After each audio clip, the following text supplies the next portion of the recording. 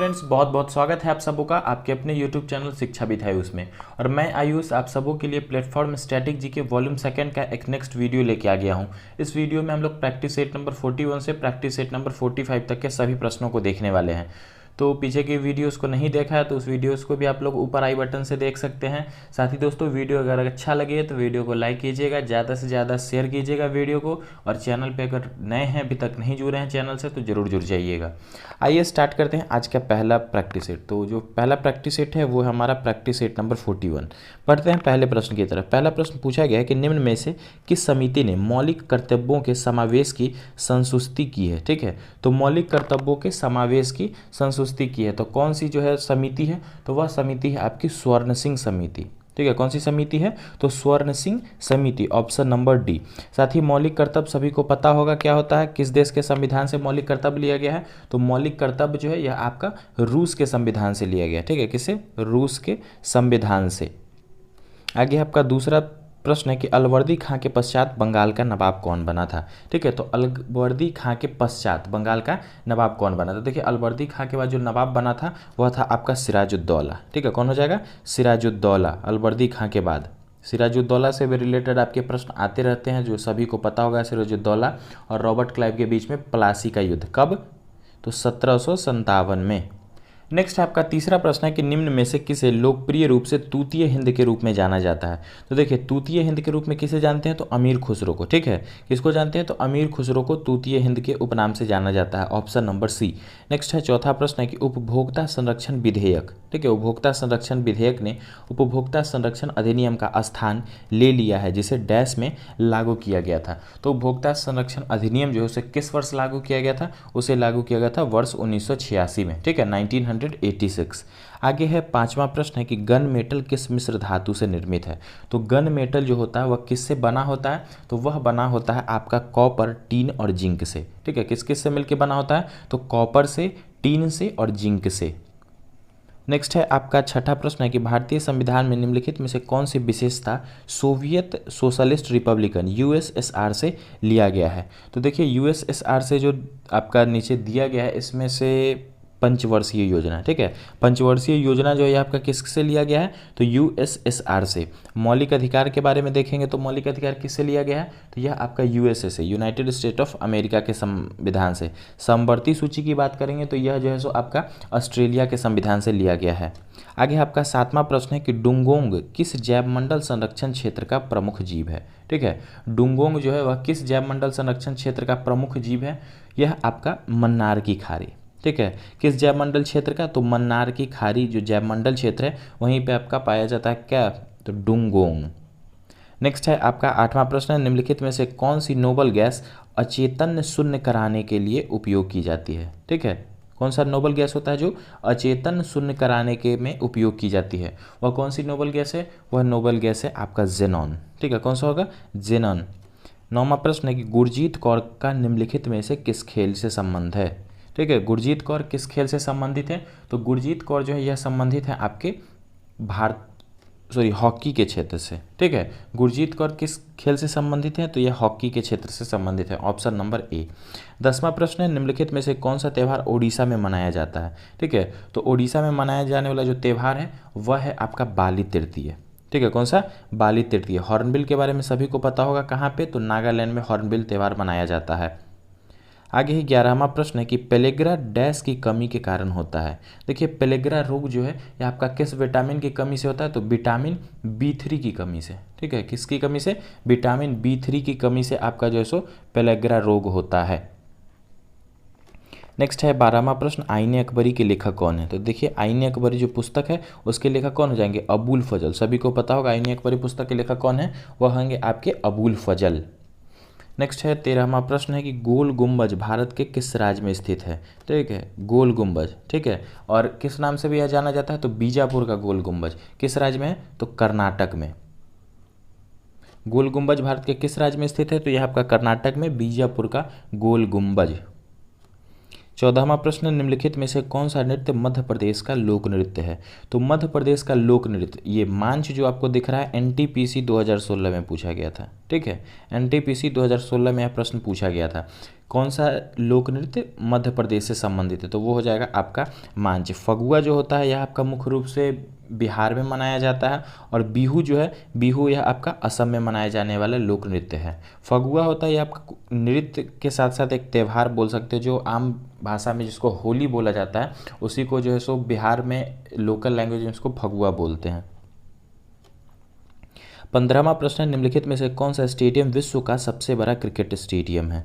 तो देखते हैं विश्व का सबसे बड़ा क्रिकेट स्टेडियम है तो वह कौन सा है, तो दिए गए ऑप्शंस के हिसाब से आपका मोटेरा क्रिकेट ग्राउंड, ठीक है, कौन सा, मोटेरा क्रिकेट ग्राउंड, जो कि अब क्या नाम हो गया उसका, तो नरेंद्र मोदी स्टेडियम उसका नाम हो गया है। कहाँ पे है, तो यह आपका गुजरात राज्य में है।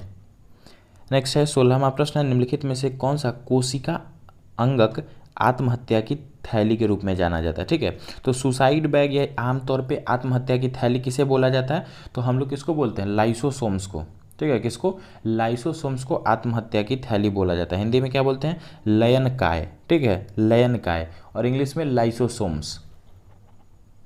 नेक्स्ट है आपका 17वां प्रश्न है, सूरज कुंड झील निम्नलिखित राज्यों में से किस राज्य में स्थित है। तो सूरज कुंड झील जो है यह आपका किस में स्थित है, तो यह स्थित है हरियाणा में, ठीक है, किस राज्य में, तो हरियाणा राज्य में स्थित है सूरज कुंड झील, ऑप्शन नंबर ए। आगे 18वां प्रश्न है कि भारत के मुख्य न्यायाधीश की नियुक्ति कौन करता है। तो भारत के जो मुख्य न्यायाधीश होते हैं, चीफ जस्टिस ऑफ इंडिया, उनकी नियुक्ति किसके द्वारा की जाती है, तो वो नियुक्ति जो है वह आपका राष्ट्रपति के द्वारा। देखिए बहुत सी जो आपके नियुक्तियाँ हैं राष्ट्रपति के द्वारा की जाती है, जैसे आपके मुख्य न्यायाधीश की नियुक्ति हो जाती है, सीजीए की नियुक्ति है, आपका इलेक्शन कमिश्नर की नियुक्ति है, ठीक है, या फिर किसी भी राज्यों में राज्यपाल की जो नियुक्ति होती है भी आपका एक तरीके से राष्ट्रपति के द्वारा ही किया जाता है। 19वां प्रश्न है कि अमुक्तमाल्यादा के लेखन किसने किया था। देखिए अमुक्तमाल्यादा जो था यह आपका एक तेलुगु महाकाव्य है, ठीक है, क्या तेलुगु महाकाव्य है, एक पुस्तक है जिसका लेखन किसके द्वारा किया गया था, तो प्रसिद्ध राजा थे उस समय कृष्णदेव राय, उनके द्वारा किया गया था। आगे है 20वां प्रश्न है, अ प्राइम मिनिस्टर, ठीक है, a prime minister to remember memories of a military chief नामक पुस्तक का लेखन किस पूर्व मुख्य नौसेना एडमिरल ने किया था। तो किस नौसेना एडमिरल के द्वारा जो है बुक लिखा गया था, बुक का क्या नाम है, a prime minister to remember memories of a military chief. तो ये जो बुक है लिखा गया था सुशील कुमार के द्वारा, ठीक है, किसके द्वारा, तो सुशील कुमार के द्वारा, ऑप्शन नंबर ए। नेक्स्ट है प्रैक्टिस सेट नंबर 42, पहला प्रश्न है, मोहम्मद गोरी और पृथ्वीराज चौहान के बीच कौन सी लड़ाई हुई थी। तो देखिए जो पहला ऑप्शन है आपका तराइन का युद्ध, ये तराइन की लड़ाई आपका मोहम्मद गोरी और पृथ्वीराज चौहान के बीच में हुआ था। बाकी आपका जो खानवा वाला युद्ध है यह आपका किसके बीच में हुआ था, तो यह बाबर और राणा सांगा के बीच में।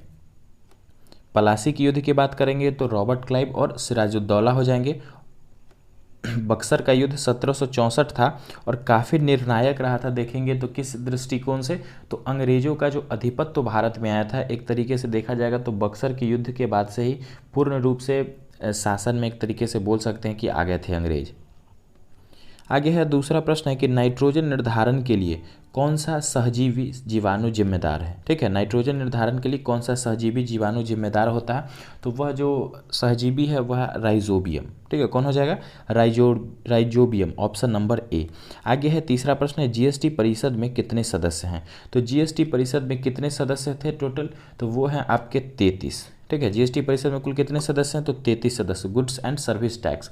संविधान संशोधन कौन सा, तो 101वां संविधान संशोधन। रिपीट करते चलना है, जो भी प्रश्न पीछे आए हैं या फिर कुछ भी रिलेटेड है तो उसको रिपीट करते रहने से भले वो प्रश्न आपको आते हो या ना आते हो कोई फ़र्क नहीं पड़ता है, जितना चीज़ें रिपीट होगा उतना जो है सो वह प्रश्न आपके लिए शार्प होता जाएगा। और एक समय ऐसा आ जाए कि बहुत से ऐसे प्रश्न आपको आ जाएंगे जो कि आप हो सकता है कि उस प्रश्न का रिवीजन आपने पिछले 6 महीने से नहीं किया, फिर भी इतना पहले आप रिवीजन कर चुके हैं कि वो चीज़ आपको बाद में आके जो है सो काफ़ी हेल्पफुल होगा, बेनिफिशियल होगा आपके एग्जाम के लिए। तो रिपीट करते चलना, आता है ना आता है कोई फ़र्क नहीं पड़ता है उससे। नेक्स्ट है प्रश्न कि भारत में कम्युनिस्ट पार्टी का गठन किस वर्ष में हुआ था। देखिए कम्युनिस्ट पार्टी का जो गठन है मूल रूप से 1925 में, ठीक है, कब, 1925 में। अभी देखेंगे तो कम्युनिस्ट की बहुत सारी पार्टियां जो है सो आपका बन चुका है भारत में, लेकिन जो मूल रूप से कम्युनिस्ट पार्टी था उसका गठन 1925 में किया गया था। एक आपका 1964 में भी कम्युनिस्ट पार्टी आया था, जो कि कौन सा है, कम्युनिस्ट पार्टी, ये आपका एम वाला। पांचवा प्रश्न है कि द साइलेंट क्राई के लेखक की लेखिका कौन है। क्या है, द साइलेंट क्राई। तो इसके लेखक या लेखिका कौन है?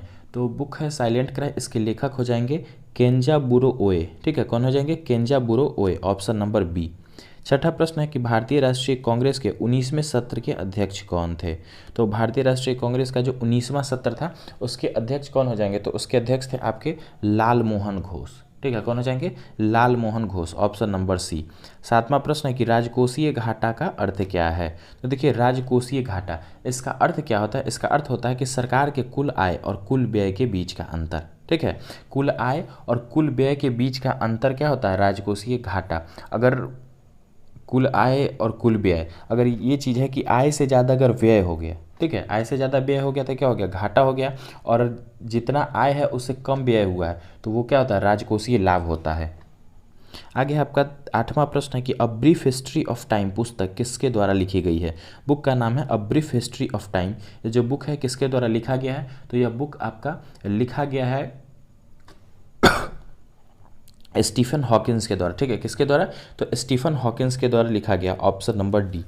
नेक्स्ट है आपका 9वां नंबर प्रश्न है, निम्नलिखित में से कौन सा युग्म गलत सुमेलित है? तो नीचे आपको कुछ ऑप्शन दिख रहे हैं जिसमें कि आपको कुछ नदी पे बने हुए बांध वाले परियोजना और उनसे संबंधित राज्य हैं, तो उनके बारे में बताना है। तो देखिए, पहला जो ऑप्शन है आपका तवा गुजरात, यह आपका गलत है। तवा परियोजना जो है यह आपका मध्य प्रदेश में। ठीक है, किस राज्य में? तो मध्य प्रदेश में। और नर्मदा की एक सहायक नदी है जिसे तवा नदी के नाम से जानते हैं, तो उसी पे बनी हुई है यह आपकी तवा परियोजना, तो जो कि गुजरात राज्य में नहीं है, किस राज्य में है? मध्य प्रदेश में है। तो ऑप्शन नंबर ए यहाँ पे सही है। बाकी के ऑप्शंस को देख लेते हैं। कोरबा छत्तीसगढ़ में है, नागार्जुन सागर परियोजना जो आंध्र प्रदेश में है, फरक्का बैराज परियोजना है, यह आपका पश्चिम बंगाल में है। आगे है आपका 10वां प्रश्न है, निम्नलिखित में से कौन सा रिट गैर कानूनी रूप से कारागार में रखे गए व्यक्तियों का उपचार करता है? ठीक है, तो कौन सा रिट होता है? तो वह रिट है आपका बंदी प्रत्यक्षीकरण। ठीक है, बंदी प्रत्यक्षीकरण, ऑप्शन नंबर बी। आगे है 11वां प्रश्न है कि निम्नलिखित में से कौन सा युग्म गलत सुमेलित है? ठीक है, तो जो गलत सुमेलित युग्म है उसके बारे में आपको बताना है। तो दिए गए ऑप्शन में से आपका जो चिकन इताजा है ब्राज़ील वाला, यह आपका गलत है और ऑप्शन ये वाला सही है। 12वां प्रश्न है कि शेख ख्वाजा कुतुबुद्दीन बख्तियार काकी के दरगाह कहाँ स्थित हैं? तो शेख ख्वाजा कुतुबुद्दीन बख्तियार काकी हैं, इनका जो दरगाह है कहाँ पे स्थित है? तो यह दरगाह स्थित है आपका दिल्ली में। ठीक है, कहाँ पे? दिल्ली में, ऑप्शन नंबर सी। आगे है 13वां प्रश्न, निम्नलिखित में से कौन दो बाद देश के उपराष्ट्रपति बने? निम्न में से कौन दो बाद देश के उपराष्ट्रपति बने? 2 बार होगा। ठीक है, 2 बार उपराष्ट्रपति बने। तो दिए गए ऑप्शन में उपराष्ट्रपति वाले में देख लेते हैं। ये सर्वपल्ली राधाकृष्णन जो हैं 2 बार आपके उपराष्ट्रपति बने। या फिर अगर ऑप्शन में आपका जो हामिद अंसारी साहब है उनका नाम नहीं दिया गया, वो भी आपके 2 बार उपराष्ट्रपति रह चुके हैं, ऑप्शन नंबर सी यहाँ पे दिए गए ऑप्शन में से सही है। 14वां प्रश्न है कि किश्तवाड़ नेशनल पार्क कहाँ पे स्थित है? तो किश्तवाड़ नेशनल पार्क जो है यह स्थित है कहाँ पे? तो जम्मू कश्मीर राज्य में, ऑप्शन नंबर बी। 15वां प्रश्न है कि कांग्रेस के आयोजित 1924 ईस्वी में बेलगाम सम्मेलन की अध्यक्षता किसने की थी? तो बेलगाम सम्मेलन जो था उसकी अध्यक्षता किसके द्वारा किया गया था? तो इकलौता ऐसा सम्मेलन था जिसकी अध्यक्षता महात्मा गांधी जी के द्वारा किया गया था। ठीक है, कब? तो 1924 बेलगाम कहाँ पे है? तो कर्नाटक राज्य में। आगे है आपका 16वां प्रश्न कि भारत के इस्पात संयंत्रों में से संबंधित कौन सा युग्म सही सुमेलित है? ठीक है, तो जो सही सुमेलित है उसके बारे में आपको बताना है। तो देखिए, सलीम वाला जो है यह आपका कहाँ पे है? तमिलनाडु में है। राउरकेला की बात करेंगे तो यह आपका उड़ीसा में है। दुर्गापुर की बात करेंगे तो दुर्गापुर जो है सो आपका पश्चिम बंगाल में है। और बोकारो बिहार में नहीं, झारखंड में है। ठीक है, दुर्गापुर पश्चिम बंगाल, राउरकेला उड़ीसा में। 17वां प्रश्न है, निम्नलिखित में से किसे गोल्डन गर्ल कहा जाता है? तो देखिए, गोल्डन गर्ल ठीक या उड़न परी, दोनों उपनाम जो है सो पीटी उषा के लिए है। ठीक है, गोल्डन गर्ल या फिर उड़न परी के भी नाम से हम लोग जानते हैं पीटी उषा को। मिल्खा सिंह को फ्लाइंग सिख के नाम से जाना जाता है। आगे है 18वां प्रश्न, निम्नलिखित में से कौन मौलिक अधिकारों से संबंधित नहीं है? ठीक है, तो मौलिक अधिकारों से संबंधित नहीं है वह आपको बताना है। देखते हैं, पहला संघ और संस्था बनाने का अधिकार, तो मौलिक अधिकार है। शिक्षा का अधिकार भी है, जीवन का अधिकार भी है। देखिए, संपत्ति का जो अधिकार है यह आपका मौलिक अधिकार नहीं है। संपत्ति का अधिकार पहले जो है सो मौलिक अधिकार था, लेकिन इसको क्या कर दिया? मौलिक अधिकार की सूची से हटा दिया गया। आगे 19वां प्रश्न है, गिर नेशनल पार्क कहाँ पे स्थित है? तो गिर नेशनल पार्क जो है किस राज्य में स्थित है? तो गुजरात में। ठीक है, किस राज्य में? गुजरात में स्थित है, ऑप्शन नंबर बी। नेक्स्ट है आपका 20वां प्रश्न है कि भारत में वित्तीय नीति डैश के द्वारा तैयार किया जाता है। तो देखिए, भारत में जो वित्तीय नीति होता है किसके द्वारा तैयार किया जाता है? तो यह आपका तैयार किया जाता है वित्त मंत्रालय के द्वारा। ठीक है, किसके द्वारा? वित्त मंत्रालय के द्वारा आपका तैयार किया जाता है वित्तीय नीति, ऑप्शन नंबर बी। नेक्स्ट है आपका प्रैक्टिस सेट नंबर 43। पहला प्रश्न है कि निम्न में से कौन मुगल से संबंधित नहीं है? ठीक है, तो मुगल से संबंधित जो नहीं है उसके बारे में बताना है। तो पहला जो ऑप्शन है आपका कमरान मिर्जा, यह मुगल साम्राज्य से संबंधित है।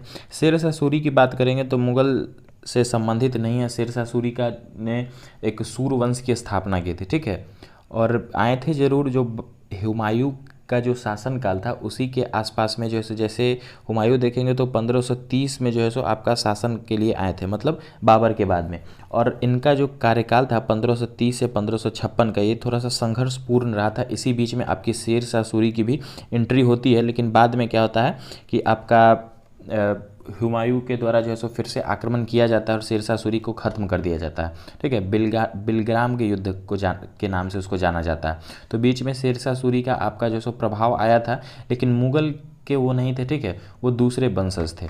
बाकी जो आपके ऑप्शंस है जैसे कमरान मिर्जा हो या फिर शाह आलम द्वितीय या दारा सिकोह, तीनों जो है सो आपके मुगल साम्राज्य से के ही संबंधित थे और उन्हीं से संबंधित राजा हैं या फिर वारिस कह सकते हैं। दूसरा प्रश्न है कि मूंगा रेशम का संबंध भारत के किस राज्य से है? तो मूंगा रेशम का संबंध जो है भारत के किस राज्य से है? तो वह राज्य आपका हो जाएगा असम। ठीक है, कौन सा राज्य हो जाएगा? तो असम से संबंधित है मूंगा रेशम का संबंध। आगे है तीसरा प्रश्न है कि आइंस्टाइन के किस कार्य के लिए नोबेल पुरस्कार दिया गया था? तो आइंस्टाइन को किस कार्य के लिए नोबेल पुरस्कार दिया गया था? तो वह था आपका फोटो इलेक्ट्रिक इफेक्ट। ठीक है, प्रकाश विद्युतीय प्रभाव के लिए। ठीक है, फोटो इलेक्ट्रिक इफेक्ट के लिए आइंस्टाइन को नोबेल पुरस्कार दिया गया था, ऑप्शन नंबर बी। नेक्स्ट है चौथा प्रश्न है कि ग्राफीन है। देखिए, ग्राफीन क्या होता है? तो ग्राफीन है आपका कार्बन का अपरूप। ठीक है, क्या होता है? कार्बन का अपरूप होता है, ऑप्शन नंबर सी। पांचवा प्रश्न है निम्नलिखित में से कौन सी बीमारी विषाणुओं द्वारा होती है? देखिए, साइंस के बहुत से प्रश्न हैं और सभी आप लोग को देखना काफ़ी जो है सो इम्पॉर्टेंट है। ठीक है, तो साइंस के जितने भी प्रश्न हैं जरूर आप लोग देखिएगा, क्योंकि आने वाले ग्रुप डी में साइंस का अच्छा खासा वेटेज है। 2018 में भी था और ग्रुप डी आपका थोड़ा सा साइंस का ज़्यादा वेटेज होता है, इसलिए साइंस को थोड़ा सा ज़्यादा आप लोग कवर कीजिएगा। तो जो भी साइंस के प्रश्न बीच बीच में आपको दिखे तो या तो उसको अलग से नोट बना लीजिए या फिर 2 से 3 बार उसको रिपीट कीजिए। अगर आते हैं तो भी, ना आते हैं तो भी, कोई मैटर नहीं है वो। नेक्स्ट है पांचवा प्रश्न, निम्नलिखित में से कौन सी बीमारी विषाणुओं द्वारा होती है? तो देखिए, विषाणुओं द्वारा होने वाली बीमारी कौन सी है? तो वो है आपकी दिए गए ऑप्शन में से रूबेला। ठीक है, रूबेला निम्नलिखित में से कौन सी बीमारी विषाणुओं द्वारा होती है? तो ऑप्शन नंबर सी, रूबेला। छठा प्रश्न है कि निम्नलिखित में से कहाँ कुंभ मेला आयोजित नहीं होता है? तो देखिए, कुंभ मेला सबसे पहले देख लेते हैं कि 4 जगहों पे आयोजित होता है। कहाँ कहाँ पे? तो एक प्रयागराज में, उज्जैन में, हरिद्वार में और नासिक में। ठीक है, अभी हाल ही में जो है सो आपका हरिद्वार में कुंभ चल रहा है, जो कि आपका कोविड को लेके क्या कर दिया गया, उसको फिलहाल बंद कर दिया गया है। कुंभ क्या होता है? तो इसके भी बहुत सारी अपनी पौराणिक कहानियाँ हैं। मुख्य रूप से समझते हैं कि कुंभ का मतलब होता है घड़ा या कलश। ठीक है, तो समुद्र मंथन की कहानी किसी को पता होगा तो उसी से रिलेटेड अगर उसको लेंगे तो थोड़ा सा लंबा हो जाएगा। लेकिन कुंभ रूप से क्या होता है, ये आपका जो है सो काफ़ी पहले से, मतलब देखेंगे तो बहुत पहले से ये आपका चला आ रहा है कुंभ मेला। एक तरह से बोल सकते हैं कि सभी भगवानों का एक जगह समागम जो होता है, एक आयोजन होता है, उसी को कुंभ के रूप में भी मनाते हैं। ऐसे बहुत सी इसकी कहानियाँ अलग अलग तरह से हैं, लेकिन जो भी हो, आयोजन के बारे में पूछा जाए तो वैसे कुंभ आपका बहुत से जगहों पे लगता है। ठीक है, वृंदावन में भी आपका कुंभ आयोजन होता है, लेकिन मुख्य रूप से देखेंगे तो 4 जगहों पे ही कुंभ का आयोजन होता है। कौन कौन सा सभी को पता होगा? इलाहाबाद, उज्जैन, हरिद्वार और नासिक, जिसको इलाहाबाद को प्रयागराज के नाम से भी जानते हैं। नेक्स्ट है आपका 7वां प्रश्न है, निम्नलिखित में से कौन सा विटामिन सी का सबसे अच्छा स्रोत है? तो देखिए, विटामिन सी का सबसे अच्छा स्रोत कौन सा हो जाएगा? वो दिए गए ऑप्शंस में से आंवला। और विटामिन सी का केमिकल नेम क्या है? तो एस्कर्बिक अम्ल इसको बोला जाता है। ठीक है, स्कर्बिक अम्ल इसका केमिकल नेम होता है। और जितने भी खट्टे फल होते हैं सभी में आपका विटामिन सी पाया जाता है। जैसे आंवला है, खास करके नींबू की प्रजाति की जो भी, जैसे छोटी वाली नींबू होती है, या फिर संतरा है, केमू है, मौसमी है, तो जो भी खट्टे फल हैं उसमें विटामिन सी पाया जाता है। आगे है 8वां प्रश्न है, निम्नलिखित में से किससे भारतीय नृत्य रूपों का वर्णन होता है। तो भारतीय नृत्य रूपों का जो वर्णन है किस में मिला है, तो वह आपका मिला है नाट्य शास्त्र में। ठीक है, किसमें? नाट्य शास्त्र में, ऑप्शन नंबर बी। 9वां प्रश्न है कि भारतीय राष्ट्रीय ध्वज को कब अपनाया गया।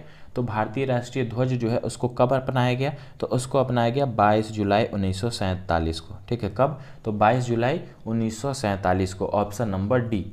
आगे है आपका 10वां प्रश्न, निम्नलिखित में से कौन सी नदी अरब सागर में गिरती है।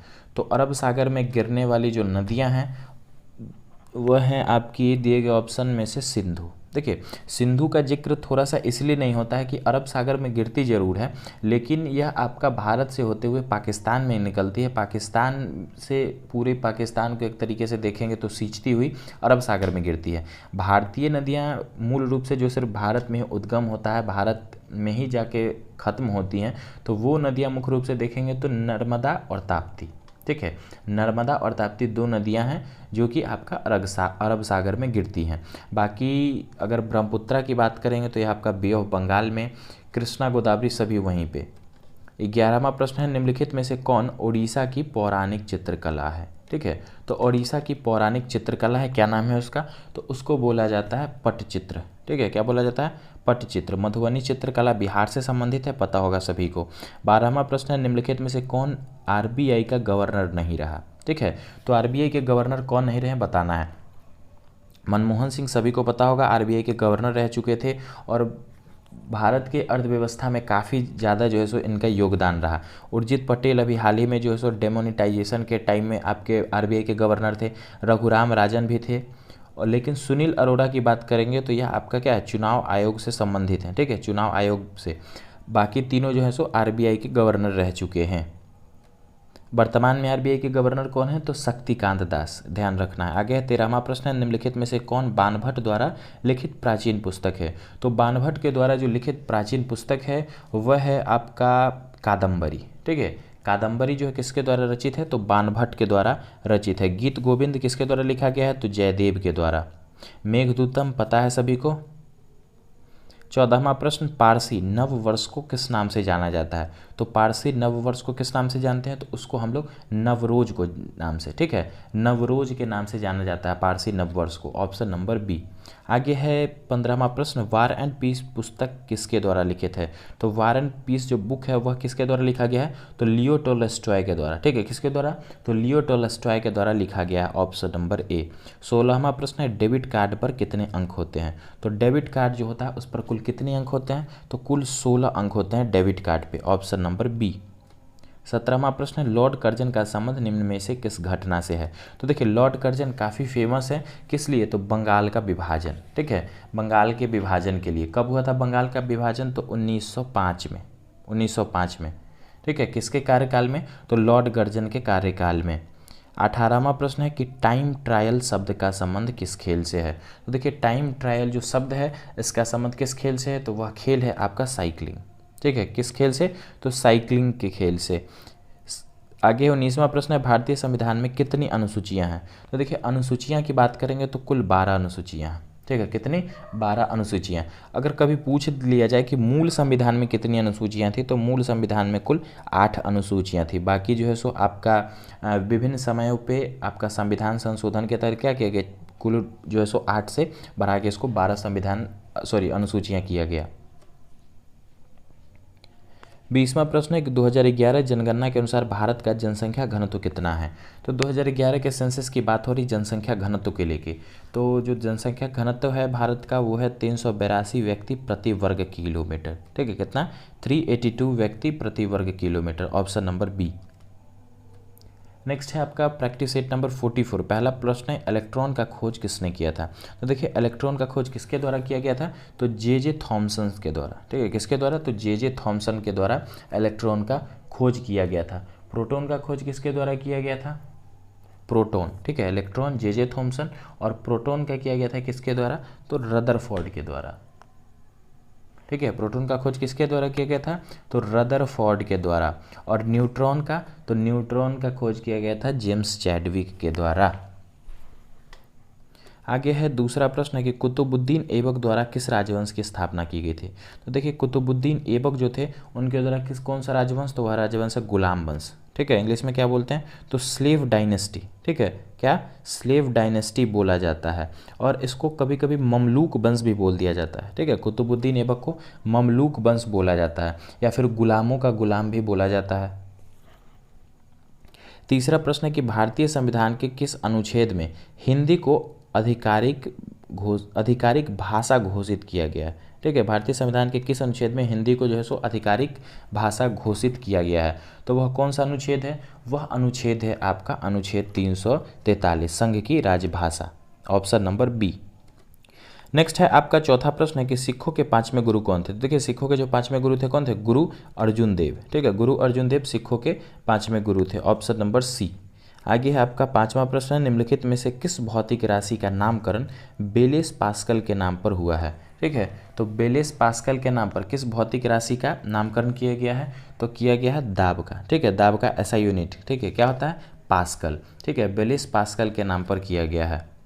छठा प्रश्न है, निम्नलिखित में से किसने संघीय बजट को सबसे ज़्यादा बार प्रस्तुत किया है, तो संघीय बजट को सबसे ज़्यादा बार प्रस्तुत करने वाले मंत्री कौन थे, तो वह थे आपके मोरारजी देसाई, ठीक है, कौन हो जाएंगे, मोरारजी देसाई, ऑप्शन नंबर सी।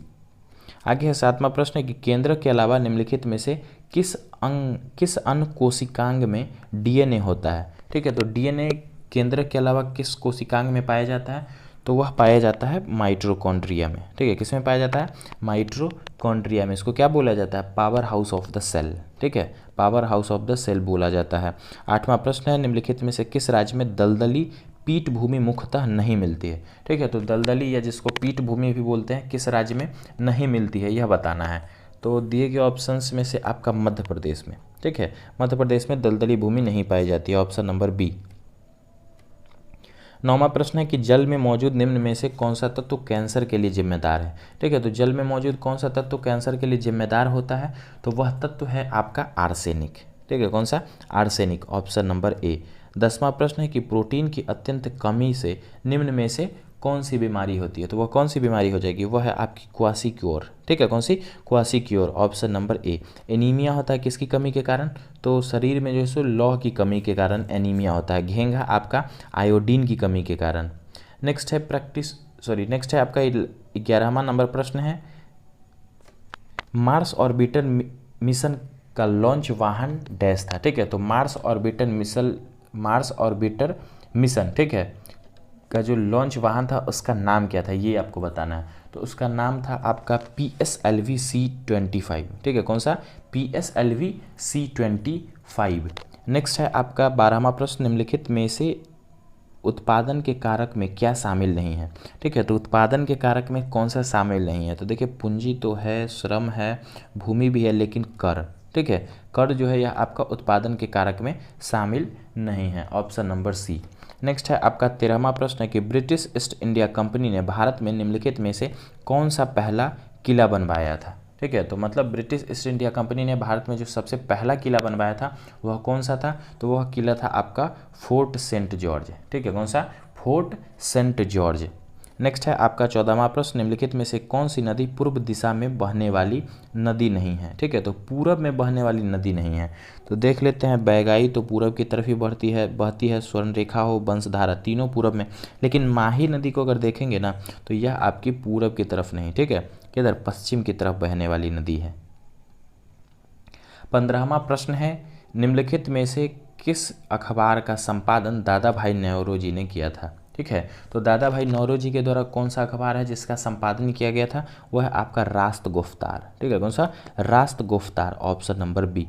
16वां प्रश्न है, सामूहिक गायन शब्द डैश से संबंधित है, तो सामूहिक गायन शब्द जो है किससे संबंधित है, तो यह आपका संबंधित है गुरुपूरब से, ठीक है, किसे, गुरुपूरब से, ऑप्शन नंबर ए। 17वां प्रश्न कि लेंस की क्षमता की ऐसा यूनिट क्या है, तो लेंस की क्षमता का जो ऐसा यूनिट है उसको क्या बोलते हैं, उसको डायोप्टर बोला जाता है, ठीक है, लेंस की क्षमता का जो ऐसा यूनिट है क्या बोलते हैं, डायोप्टर, ऑप्शन नंबर बी। 18वां प्रश्न है, भारत में राष्ट्रीय आंदोलन के संदर्भ में पूना समझौता पर हस्ताक्षर कब हुआ था, ठीक है, तो पूना समझौता पर हस्ताक्षर जो था यह कब हुआ था, तो यह आपका हुआ था 1932, ठीक है, पूना पैक्ट। ठीक है। पूना पैक्ट कब हुआ? तो 1932 में। 19वां प्रश्न है, 2011 की जनगणना के अनुसार निम्नलिखित राज्यों में से किस राज्य में सर्वाधिक ग्रामीण आबादी है? तो सर्वाधिक जो ग्रामीण आबादी है वह किस राज्य में है? कब? तो 2011 की जनगणना से। तो वह आपका हो जाएगा राज्य उत्तर प्रदेश। ठीक है, कौन सा राज्य हो जाएगा? उत्तर प्रदेश। 20वां प्रश्न है कि पुस्तक एवरी चाइल्ड मैटर्स का लेखन किसने किया था? तो एवरी चाइल्ड मैटर्स का लेखन किसके द्वारा किया गया था? तो यह किया गया था कैलाश सत्यार्थी के द्वारा, ऑप्शन नंबर बी। दोस्तों, अगर आप सभी को इसका पीडीएफ चाहिए होगा तो आप लोग को टेलीग्राम से जुड़ जाना है। टेलीग्राम पे आपको फ्री में पीडीएफ अवेलेबल हो जाएगा, जिसका लिंक आपको डिस्क्रिप्शन में दिया गया है। आप लोग वहाँ से जाके टेलीग्राम चैनल से ज्वाइन हो सकते हैं। देखते हैं आज के वीडियो का लास्ट प्रैक्टिस सेट है, जो कि है हमारा प्रैक्टिस सेट नंबर 45। पहला प्रश्न है कि निम्नलिखित में से भारत के किस वैज्ञानिक का संबंध कैस्कोग्राफ के आविष्कार से है? ठीक है, तो कैस्कोग्राफ के आविष्कार से किसका संबंध है? किसने किया था? भारतीय थे, तो उनका नाम था आपका जगदीश चंद्र बोस। ठीक है, जगदीश चंद्र बोस या फिर जगदीश चंद्र बसु भी बोला जाता है। कैस्कोग्राफ नामक यंत्र का आविष्कार किया था, ऑप्शन नंबर डी। आगे है दूसरा प्रश्न कि पोषण के स्वपोषी रूप के लिए डैश का आवश्यकता होता है। तो पोषण के स्वपोषी रूप के लिए किस चीज़ का आवश्यकता होता है? तो उसमें आवश्यकता होता है कब का? कार्बन डाइऑक्साइड, वो पानी, क्लोरोफिल और सूर्य का प्रकाश। ठीक है, ऑप्शन नंबर डी। तीसरा प्रश्न है कि प्रागनंदा किस खेल से संबंधित हैं? तो प्रागनंदा जो है ये आपका संबंधित है किस खेल से? तो शतरंज से। ठीक है, किस खेल से संबंधित है? तो शतरंज से संबंधित खिलाड़ी हैं, ऑप्शन नंबर डी, शतरंज। चौथा प्रश्न है कि भारत में मौद्रिक नीति डैश के द्वारा बनाई जाती है। तो देखिए, मौद्रिक नीति जो है सो किसके द्वारा बनाया जाता है? तो यह बनाया जाता है भारतीय रिजर्व बैंक के द्वारा, आरबीआई के द्वारा। और वित्तीय नीति किसके द्वारा बनाया जाता है? तो यह वित्त मंत्रालय के द्वारा। और मौद्रिक नीति, दोनों दो बात है। ठीक है, वित्तीय जो आपकी नीति है किसके द्वारा? वह वित्त मंत्रालय के द्वारा, और मौद्रिक नीति भारतीय रिजर्व बैंक के द्वारा, ऑप्शन नंबर डी। पांचवा प्रश्न है कि भारत के निम्नलिखित में से किस राज्य में सबसे लंबी तटरेखा है? तो सबसे लंबी तटरेखा किस राज्य की? सभी को पता होगा, गुजरात की।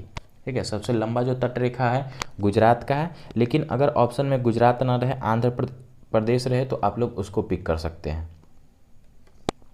या फिर अगर ऐसे पूछा जाए कि दक्षिण भारत की सबसे लंबी तटरेखा वाला राज्य, तो भी वहाँ पे आप लोग आंध्र प्रदेश पिक कर सकते हैं।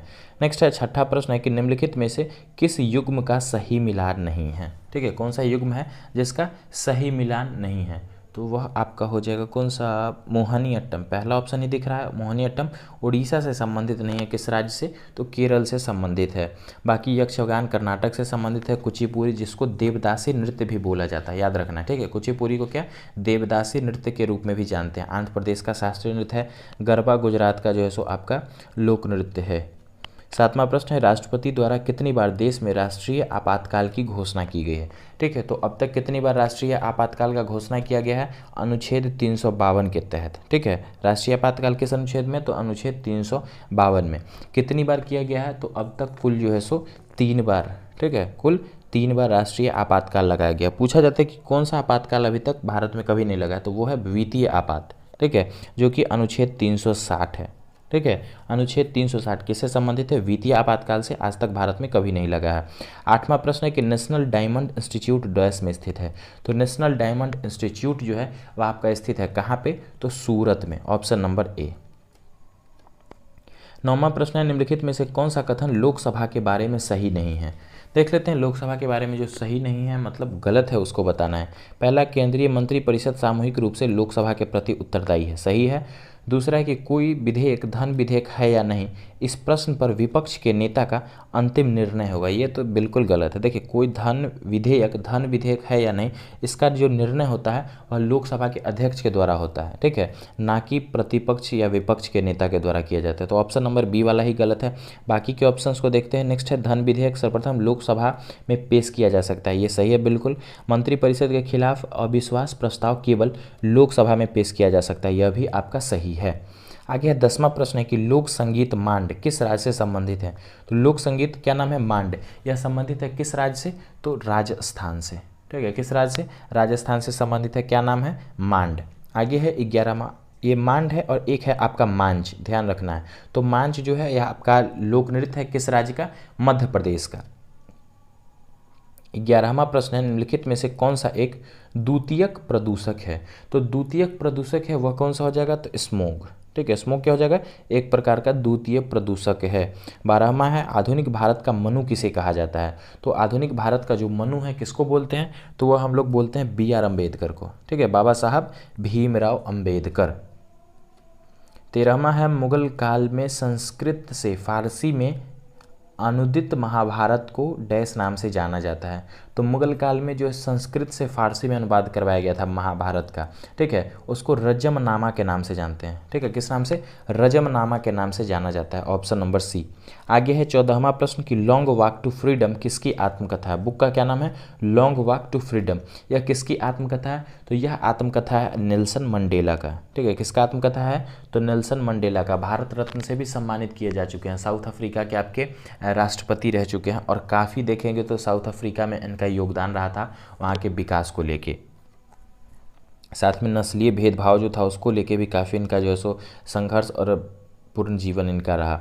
आगे है 15वां प्रश्न है, निम्नलिखित में से कौन 15वीं शताब्दी के दौरान असम में वैष्णव संप्रदाय के मुख्य समर्थकों में से एक था? ठीक है, तो असम में वैष्णव संप्रदाय के मुख्य समर्थकों में से एक था। कब? तो 15वीं शताब्दी में। क्या नाम था उनका? उनका नाम था शंकरदेव। Option number D. 16वां प्रश्न कि भारतीय संविधान के किस अनुच्छेद में अस्पृश्यता का उन्मूलन? कई बार पूछा गया है। अनुच्छेद 17 किससे संबंधित है? तो अस्पृश्यता का उन्मूलन से। आगे है 17वां प्रश्न, भारत की उस एकमात्र मादा आर्गुंटम का नाम क्या था जिसकी मृत्यु ओडिशा के चिड़ियाघर में हुआ था? तो उसका क्या नाम था? उसका नाम था आपका बिन्नी। ठीक है, क्या नाम है? बिन्नी। Option number C. 18वां प्रश्न कि मध्यकालीन भारत के संदर्भ में निम्नलिखित युग्मों में से कौन सा युग्म सही है? ठीक है, तो कौन सा युग्म सही है? आपको कुछ जो है सो यात्री हैं और किस देश से संबंधित हैं वो आपका दिया गया है। पूछा जा रहा है कि कौन सा युग्म सही है, तो देखते हैं। मार्को पोलो की बात करेंगे तो ये आपका मोरक्को से नहीं थे, गलत ही है। फ्रांस बेनियर भी स्पेन, अल्बरूनी तुर्की। देखिए ऑप्शन नंबर जो डी वाला है दुआर्ते बारबोसा, ये आपके पुर्तगाल के थे और ये वाला सही है। नेक्स्ट है आपका कि एक हॉर्स पावर कितने वाट का बराबर होता है? ठीक है, हॉर्स पावर को HP से डिनोट किया जाता है। तो एक हॉर्स पावर में कितना? 746 वाट होता है। ठीक है, एक हॉर्स पावर में कितना वाट होता है? तो 746 वाट। Option number B. आगे आपका 20वां प्रश्न है कि भारतीय संविधान में न्यायिक पुनरावलोकन की शक्ति और न्यायपालिका की स्वतंत्रता का प्रावधान किस देश से लिया गया है? तो ठीक है, किस देश से लिया गया है? तो अमेरिका से। क्या चीज़? तो न्यायिक पुनरावलोकन की शक्ति और न्यायपालिका की स्वतंत्रता का प्रावधान। Option number D. तो दोस्तों इस तरह से आज का वीडियो कंप्लीट होता है। आशा करते हैं सभी दोस्तों को काफ़ी पसंद आया होगा वीडियो। ज़्यादा से ज़्यादा शेयर कीजिए वीडियो को। और कोरोना का टाइम है, सभी को पता होगा, तो बचाव का सिर्फ एक ही उपाय है, अपने घर में रहिए और जो है सो ज़्यादा से ज़्यादा लोगों को अवेयर कीजिए इस चीज़ के लिए। बहुत से लोग इस चीज़ को नहीं फॉलो कर रहे हैं, कोरोना को लोग मान नहीं रहे हैं, तो ये काफ़ी घातक साबित हो सकता है सभी के लिए। तो ये चीज़ है, सभी लोग एक दूसरे को समझाइए, अवेयर कीजिए इसके लिए। मिलते हैं किसी दूसरे वीडियो में। आशा करते हैं सभी को बढ़िया लगा होगा, अच्छा लगा हो तो लाइक ज़रूर कीजिएगा। वीडियो में लास्ट तक बने रहने के लिए फ्रेंड्स बहुत बहुत धन्यवाद।